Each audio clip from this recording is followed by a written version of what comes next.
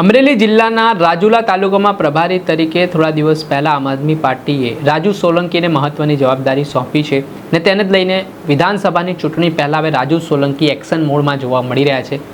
લોકોને જે વિવિધ સમસ્યાઓ વિસ્તારમાં પડી રહી છે તેને લઈને ખડે પગે ઊભા દેખાઈ રહ્યા છે ને જે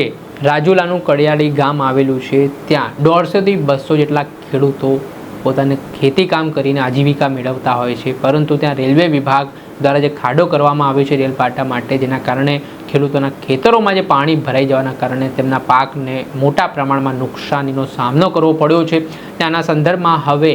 આમ આદમી પાર્ટીના નેતા રાજુ સોલંકી મેદાને આવ્યા છે। તેમણે રેલવે વિભાગને આ મામલે પત્ર લખીને જે ખેડૂતોને આર્થિક નુકસાન થયું છે તે મામલે વળતર ચૂકવવાની માંગ કરી છે। સાથે જ આ જે સમસ્યા ઘણા સમયથી ચાલી રહી છે, રેલવે વિભાગ દ્વારા જે કામગીરી કરવામાં આવી રહી છે અને જે ખેડૂતોને ત્યાંના નુકસાન થઈ રહ્યું છે તે બાબતે તેમણે રેલવે વિભાગ કચેરીને પત્ર લખીને આ જે કામગીરી છે તે મામલાના સંદર્ભમાં જે પાણીનું વહેણ રેલવે ફાટાથી ખેડૂતોના ખેતરમાં જાય છે તે બંધ કરવા માટેની માંગ કરી છે ને તેમણે ચીમકી આપી છે કે જો આગામી સમયમાં રેલવે વિભાગ દ્વારા આ ઘટનાની ગંભીરતા નહીં લે તો પછી ત્યાંના સ્થાનિક લોકોને સાથે રાખીને તેઓ રેલવે અટકાવીને વિરોધ નોંધાવશે।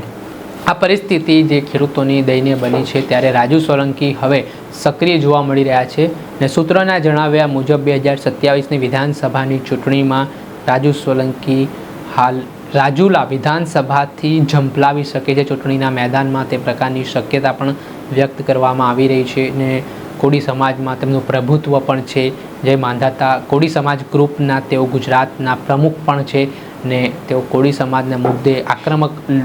ભૂમિકામાં જોવા મળે છે, લડાયક ભૂમિકામાં જોવા મળે છે ને રાજુલામાં જે ખેડૂતો સાથે ઘટના બની છે તે મુદ્દે હવે તેઓ આકરા પાણીએ જોવા મળ્યા છે અને જનતાના વહારે તેઓ આવ્યા છે। આ મામલે પહેલા જે પાણી ભરાઈ જવાના દ્રશ્યને રાજુ સોલંકી શું કહી રહ્યા છે તે સાંભળો। નમસ્કાર મિત્રો, આજે હું રાજુલા તાલુકાના કડિયાળી ગામની સીમમાં એટલે કે વાડી વિસ્તારની અંદર લીલાસા પીરની ધાર કહેવાય આ વિસ્તાર, અહીંથી પીપાવાવ રેલવેનો ટ્રેક છે બાજુમાં જ તે, અને એને અડી અને ખેતરો છે, લગભગ 150થી 200 ખેતરો આ ગામના ખેડૂતોના છે। અને ખાસ કરીને હમણાં જ જે અતિવૃષ્ટિ થઈ રાજુલા અમરેલી જિલ્લાની અંદર, આને લીધે આ 150થી 200 ખેડૂતોના ખેતરમાં રેલવે પ્રશાસનના પાપના કારણે પાણી ભરાઈ ગયા। આ લોકોએ વાવેલી જે પાક છે એ પાક ધોવાઈ ગયો અને બિયારણ ખાતર આ બધું ફેલ ગયું। આ ગરીબ માણસો વ્યાજે પૈસા લાવીને, ઓછી પાછીના પૈસા લાવીને, ઉધાર કરીને ખાતર અને બિયારણ લાવતા હોય, પરંતુ રેલવે પ્રશાસન એની દાદાગીરી પોલીસ ડિપાર્ટમેન્ટ દ્વારા આ ગરીબ ખેડૂતોને દબાવી ધમકાવી અને ગેરકાયદેસર આ લોકોની જ્યાં જમીન આવેલી છે આ જમીનની અંદર 3 કિલોમીટરમાં પાણીનો નિકાલ કર્યો। આ પાણીને વરસાદની પાણીના લીધે આ ખેડૂતોના ખેતરમાં પાણી ઘૂસી ગયા અને તમામ પાક ધોવાઈ ગયો। ત્યારે મારે આજે આ રેલવે પ્રશાસનને, ભાવનગર ડિવિઝનના DRM સાહેબને અને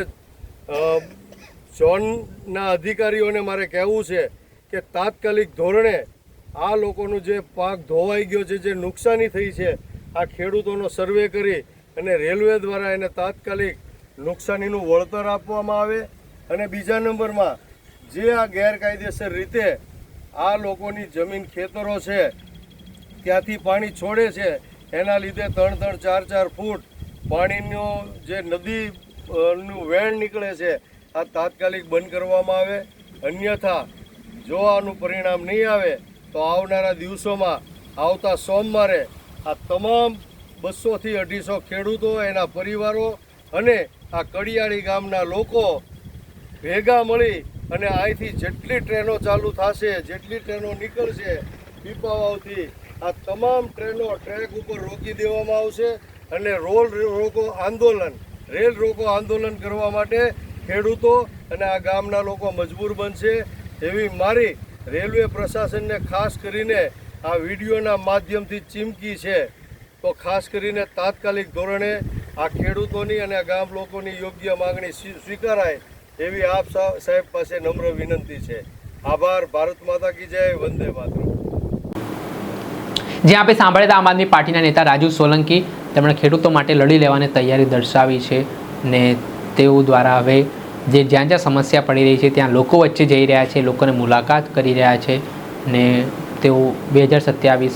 ચૂંટણીમાં હવે પૂર્વ તૈયારીના ભાગરૂપે પણ જોવા મળતા હોય તેવું દેખાઈ રહ્યું છે ને જનતાના જનપ્રતિનિધિ જો તેઓ બને છે તો આગામી સમયમાં વધુ અસરકારક કામગીરી કરે તો નવાઈ નહીં તેવું પણ ચર્ચાઈ રહ્યું છે. દર્શક મિત્રો, આવા જ વિડીયો જોવા માટે સ્કાયનેટ મીડિયા જોતા રહો, લાઇક કરો અને વધુમાં વધુ શેર કરો.